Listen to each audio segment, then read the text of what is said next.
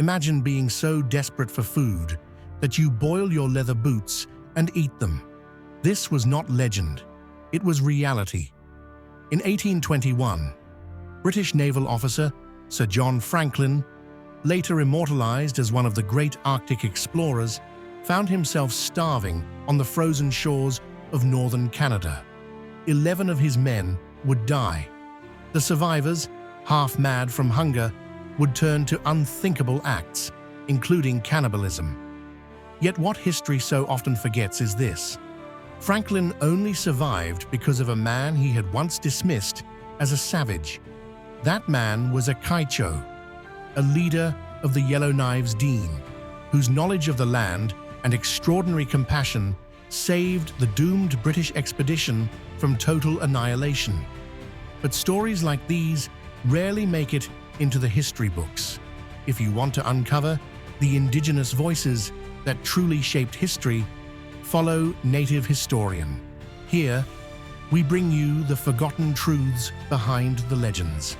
Now, let's step back into the frozen wilderness of 1821. By the early 19th century, Britain was consumed with the race to chart the unknown Arctic. The Royal Navy saw mapping these icy frontiers as both science and empire, proving Britain's reach stretched even to the ends of the earth. In 1819, Sir John Franklin, a 43-year-old naval officer, was tasked with leading his first overland Arctic expedition. His mission: trace the uncharted coastline from the mouth of the Coppermine River eastward, producing maps for the Admiralty. But Franklin was no frontiersman. He and his officers were trained sailors, more familiar with rigging than with the brutal rhythms of the Arctic wilderness. For survival, they turned to the Yellowknives Dean, an indigenous nation whose ancestors had lived in the region for generations. Their leader was a Kaicho, a man respected for his wisdom, feared for his authority, and renowned as a provider. When Franklin unveiled his plan to press eastward late in the season, a Kaicho warned him in no uncertain terms: "You will starve. The caribou have already moved south. To continue is to invite death." But Franklin, steeped in the confidence of empire, ignored the warning. The British would proceed, trusting in their rations and their discipline. The decision would prove fatal, because in the Arctic, arrogance is paid for in blood. By the autumn of 1821, Kaicho's prophecy had come true. As the expedition struggled east along the frozen coast, their supplies dwindled. Game grew scarce. The caribou herds had indeed migrated. The men grew gaunt, their strength evaporating with every mile. Franklin's journals describe desperate measures: eating scraps of leather, scraping lichen from rocks, boiling down boots for broth. The retreat southward was even worse. 11 men perished. Hunger pushed the survivors beyond the limits of human endurance. In one of the darkest chapters, Officer Robert Hood was shot and killed, likely murdered by a fellow voyager, Michel Teroahote, who had descended into violence and desperation. Franklin's men later admitted they resorted to cannibalism. The proud mission of the Royal Navy had collapsed into horror. And yet, just when it seemed they would vanish into the snow, hope appeared from the very people Franklin had dismissed.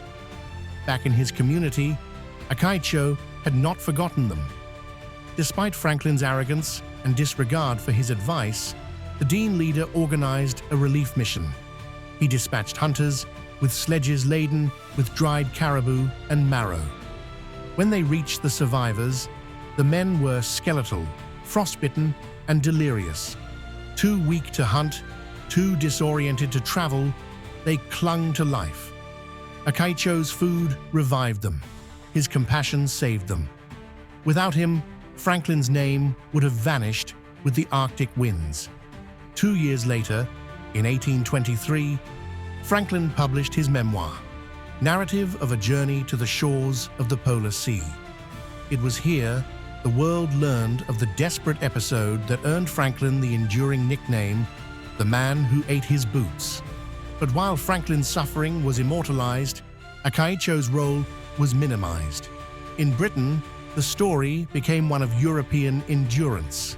Among the Yellowknives' Dean, however, the oral histories preserved the deeper truth. Their leader had foreseen the disaster, offered guidance, and ultimately saved the very men who had doubted him. History often casts men like Franklin as heroic explorers, triumphing over nature. But in reality, his survival was not the story of empire's triumph. It was the story of indigenous wisdom ignored and indigenous generosity that saved lives. There was no Franklin without Akaicho. So the question remains, when we tell the story of the Arctic, whose legacy should we honor?